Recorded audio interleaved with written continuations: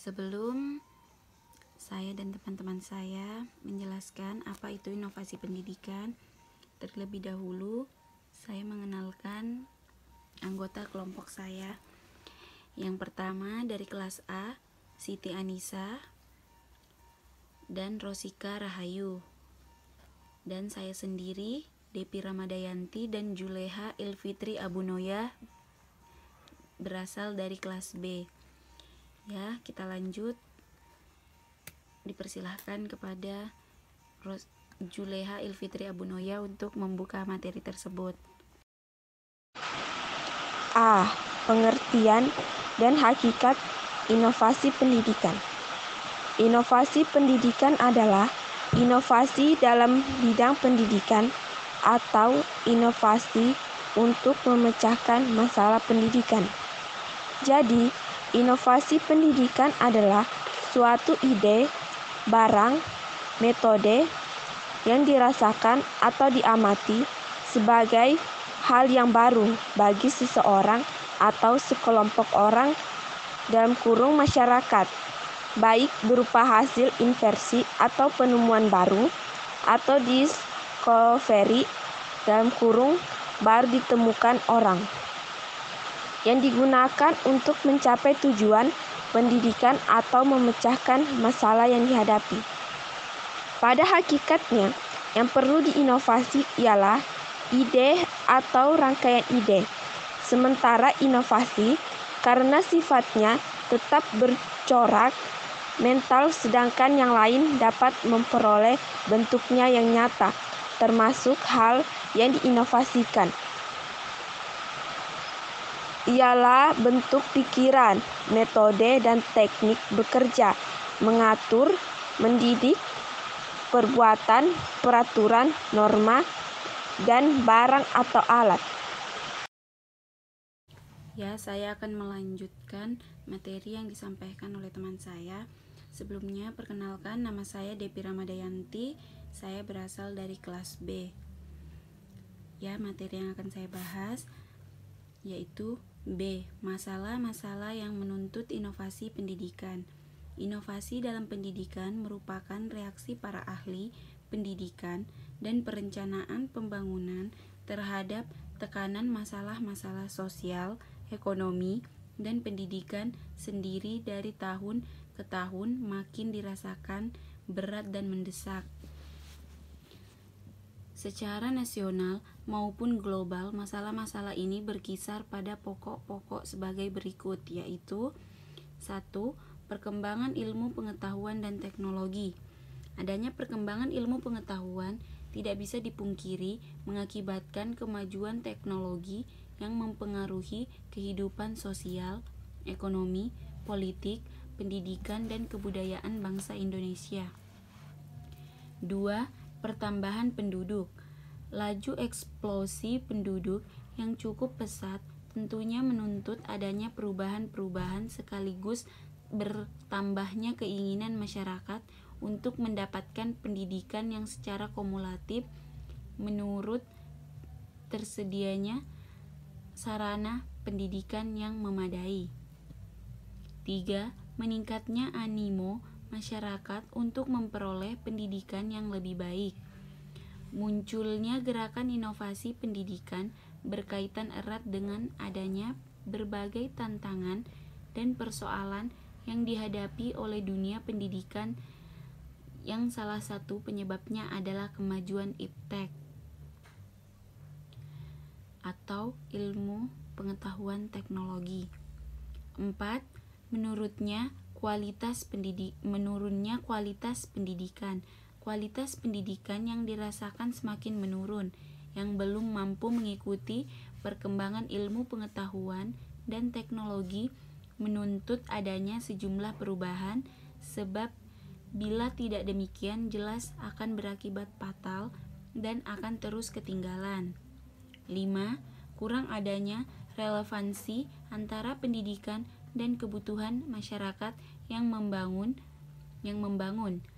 Bagaimana dalam era modern sekarang, masyarakat menuntut adanya lembaga pendidikan yang benar-benar mampu diharapkan, terutama yang siap pakai dengan dibekali skill yang diperlukan dalam pembangunan.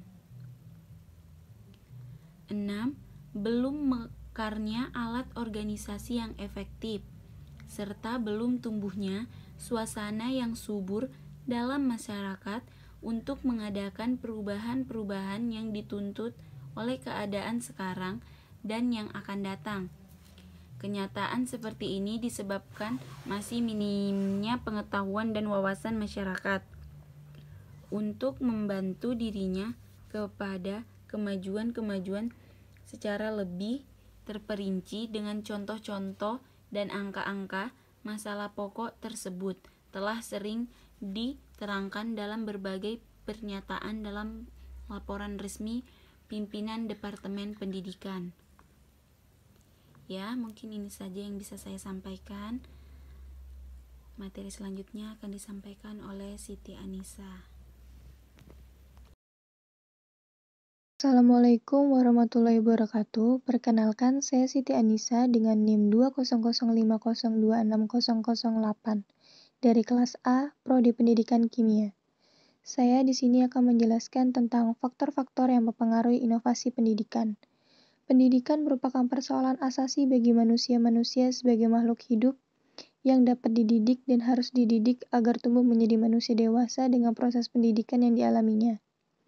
Setiap anak akan mengalami proses pendidikan secara alamiah, yaitu yang ia dapatkan dalam situasi pergaulan dengan kedua orang tuanya, pada khususnya dalam lingkungan budaya yang mengelilingnya. Adapun faktor-faktor yang mempengaruhi inovasi pendidikan. 1. Visi terhadap pendidikan. Usaha dan tujuan pendidikan dilandasi oleh pandangan hidup orang tua, lembaga-lembaga penyelenggaraan pendidikan, masyarakat, dan bangsanya. Tujuan pendidikan diabadikan untuk kebahagiaan individu, keselamatan masyarakat, dan kepentingan negara. Faktor yang kedua yaitu faktor pertambahan penduduk.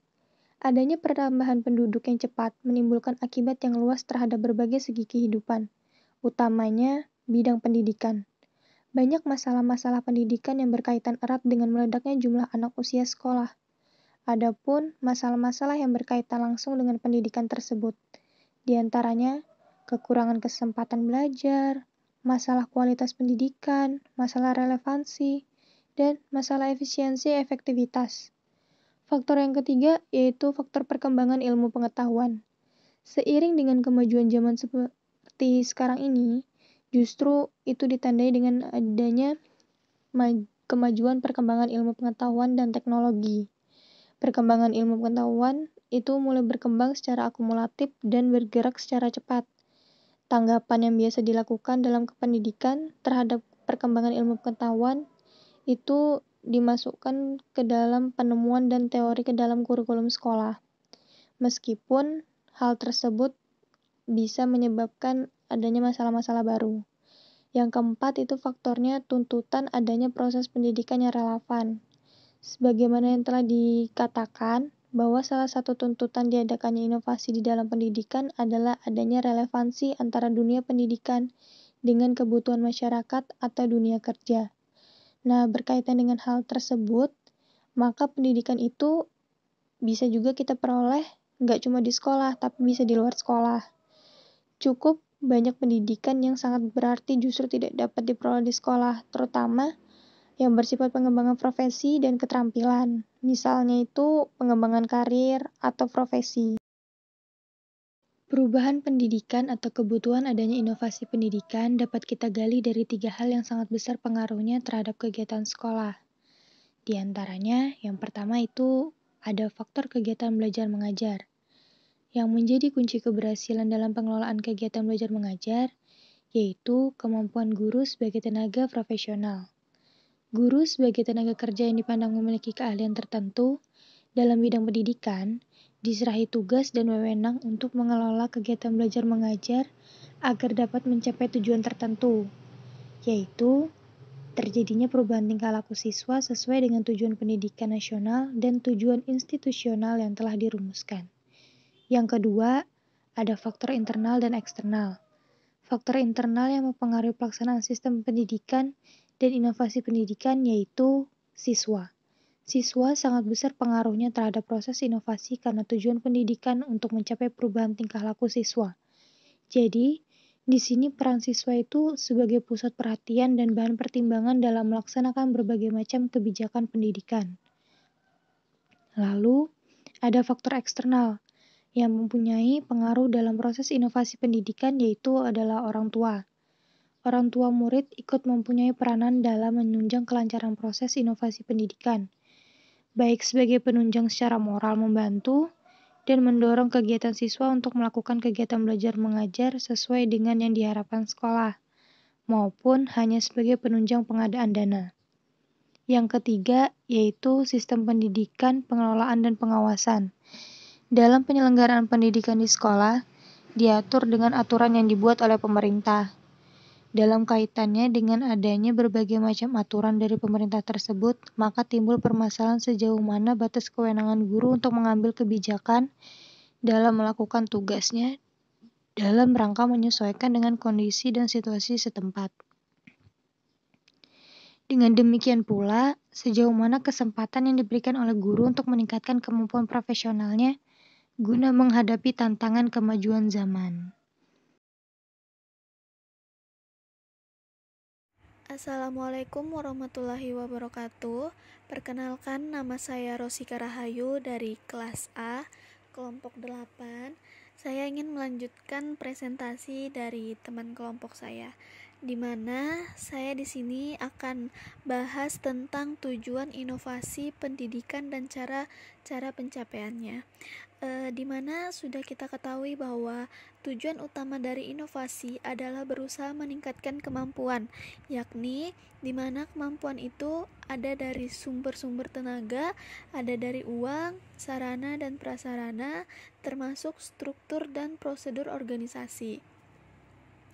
Jadi, keseluruhan sistem perlu ditingkatkan agar semua tujuan yang telah direncanakan dapat dicapai dengan sebaik-baiknya. Setiap masalah pendidikan berkaitan erat dengan segi kehidupan yang lain. Masalahnya bersifat kompleks, sesuai dengan kehidupan masyarakatnya.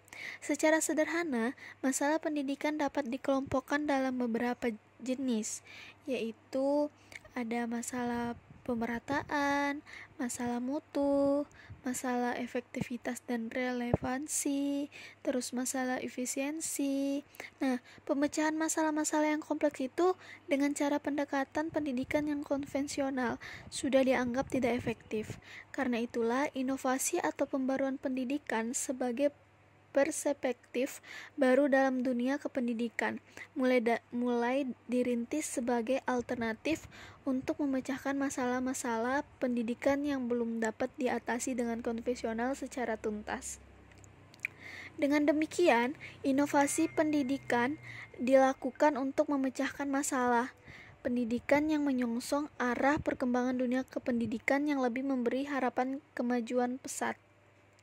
Nah, secara lebih terperinci tentang maksud-maksud diadakannya inovasi pendidikan dilakukan secara ini, itu ada beberapa maksud dan tujuannya, yaitu pertama, ada pembaruan pendidikan sebagai tanggapan baru terhadap masalah-masalah pendidikan, di mana tugas pembaruan pendidikan yang terutama adalah memecahkan masalah-masalah yang dijumpai dalam dunia pendidikan.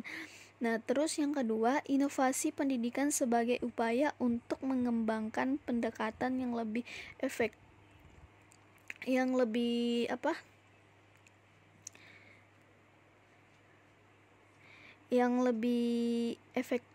efektif dan ekonomis. Nah, dalam sejarahnya, kehidupan manusia dapat dibedakan menjadi 3 tahap. Ada periode manusia masih mengantungkan diri kepada alam sekitarnya dengan usaha penyesuaian secara mencoba-coba. Terus yang kedua, ada juga periode manusia telah mampu menemukan alat dan teknik baru yang menyebabkan keterikatan manusia terhadap alam berkurang, namun timbul ketergantungan baru terhadap birokrasi dan spesialisasi. Terus yang ketiga, ada periode manusia telah mampu mencapai kerjasama berdasar perencanaan menuju perubahan sosial yang didambakan. Jadi, Kemampuan manusia tidak saja untuk menyelesaikan diri dengan lingkungannya dengan mengubah dirinya, namun juga mampu mengubah lingkungannya demi kepentingan dirinya. Nah, manusia mampu menciptakan sesuatu yang baru, selalu berusaha dan mampu melakukan sesuatu dengan cara yang baru, bahkan lebih sempurna. Dengan kreativitas dan usaha yang tak henti-hentinya, menemukan sesuatu dengan cara baru yang mengantarkan kepada kehidupan yang lebih baik seperti sekarang ini. Pembaruan pendidikan dilakukan dalam upaya problem solving yang dihadapi dunia, pendidikan yang selalu dinamis dan berkembang. Ada beberapa cara yang ditempuh dalam mencapai tujuan yang dimaksud yang di atas tadi. Ada peningkatan kualitas sumber daya manusia, terus yang kedua memperluas pelayanan pendidikan, di mana kita harus memperbanyak atau memperluas pelayanan tentang pendidikan, terus peningkatan keserasian pendidikan dan pembangunan, terus meningkatkan efektivitas dan efisiensi sistem penyajian, melancarkan sistem informasi, di mana kita harus banyak-banyak melancarkan informasi atau memberi informasi tentang pendidikan yang bahwa di mana pendidikan itu penting gitu. Terus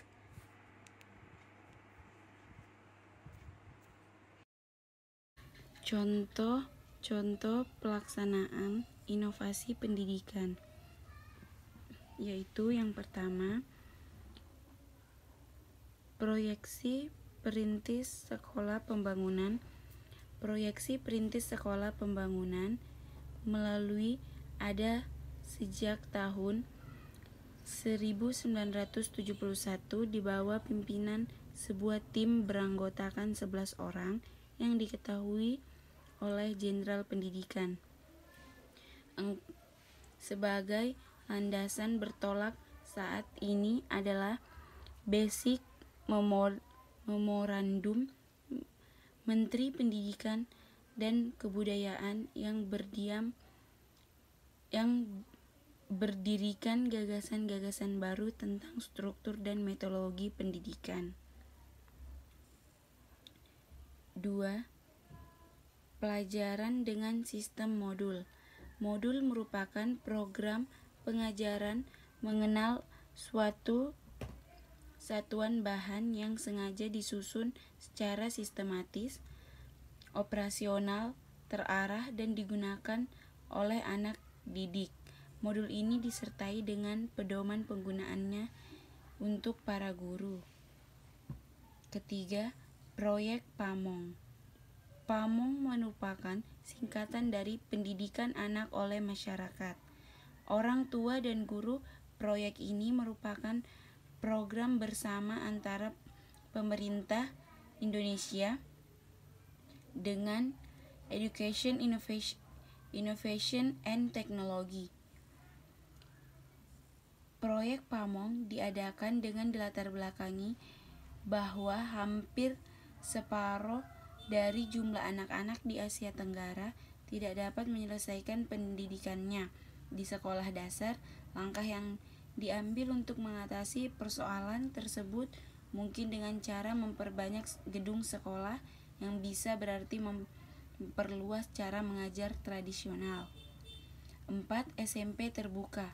SMP terbuka merupakan sekolah untuk menengah umum tingkat pertama, yang kegiatan belajarnya sebagai diselenggarakan di luar gedung sekolahan dengan cara menyampaikan pelajaran melalui berbagai media dan interaksi yang terbatas antara guru dan murid. Lalu ada juga contoh-contoh pelaksanaan inovasi pendidikan. Yang kelima yaitu kuliah kerja nyata atau KKN. Di dalam keputusan Presiden RI nomor 11 tahun 1974 tentang Repalitas 11 bagian 111 bab 22 tercantum pola dasar KKN dan pengertiannya, yaitu KKN sebagai intrakurikuler dilaksanakan dengan penempatan mahasiswa dari suatu tingkat studi tertentu dalam kesatuan-kesatuan antar disiplin ilmu pengetahuan di daerah-daerah yang meliputi sejumlah desa untuk waktu tertentu. misalnya 6 bulan. Para mahasiswa itu disiapkan terlebih dahulu dalam berbagai bidang keterampilannya, sehingga di samping keahliannya itu dalam jurusannya masing-masing, mereka dapat kemampuan untuk memecahkan masalah yang dicapai di desa dengan cara menyeluruh, di bawah koordinasi dari para dosen pembimbingnya.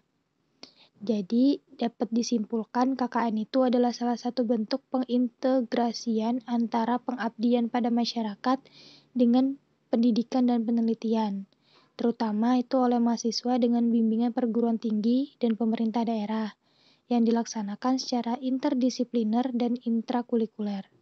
Yang keenam, ada radio pendidikan. Munculnya siaran radio pendidikan ini mula-mula karena bertitik tolak dari pemikiran bahwa tugas guru bukanlah tugas yang ringan, dan ia pun harus belajar kontinu agar dapat mengikuti perkembangan profesinya. Siaran radio pendidikan itu sendiri khusus ditunjukkan kepada guru sekolah dasar. Adapun beberapa tujuan penyelenggaraan radio pendidikan.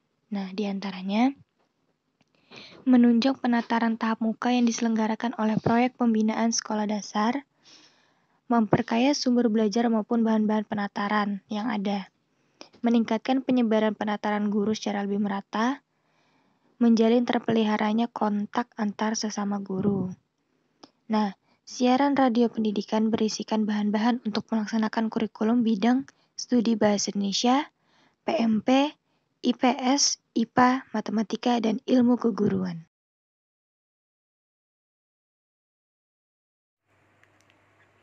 Oke, next di contoh-contoh pelaksanaan inovasi pendidikan yang ke-7 itu ada televisi pendidikan. Dengan majunya ilmu pengetahuan dan teknologi akan mempengaruhi berbagai sektor kehidupan masyarakat, sehingga mau tidak mau orang harus berusaha atau berupaya menyesuaikan diri. Minimal barangkali dapat memanfaatkan produk dari kemajuan ilmu pengetahuan dan teknologi tersebut. Tidak terkecuali dunia pendidikan. Di tengah maraknya perkembangan pertelevisian di Indonesia, maka dunia pendidikan berkeinginan memanfaatkan televisi tersebut sebagai media dalam pelaksanaan pendidikan. Terus yang ke-8 ada sekolah unggulan. Kelahiran sekolah unggulan termasuk SMU Plus dan yang bercirikan unggulan lainnya pada dasarnya tidak terlepas dari upaya peningkatan dan pengembangan kualitas sumber daya manusia, terutama menyongsong pembangunan jangka panjang atau yang sering disingkat dengan PJP. Terus diresmikan program wajib belajar 9 tahun. Bahkan di dalam Undang-Undang Nomor 2 Tahun 1989 sendiri, Pasal 8 Ayat 2 disebutkan warga negara yang mempunyai kemampuan dan kecerdasan luar biasa berhak memperoleh perhatian khusus. Salah satu tujuan sekolah unggulan adalah menjaring dan sekaligus mengembangkan kader-kader bangsa. Sekian dari saya. Wassalamualaikum warahmatullahi wabarakatuh.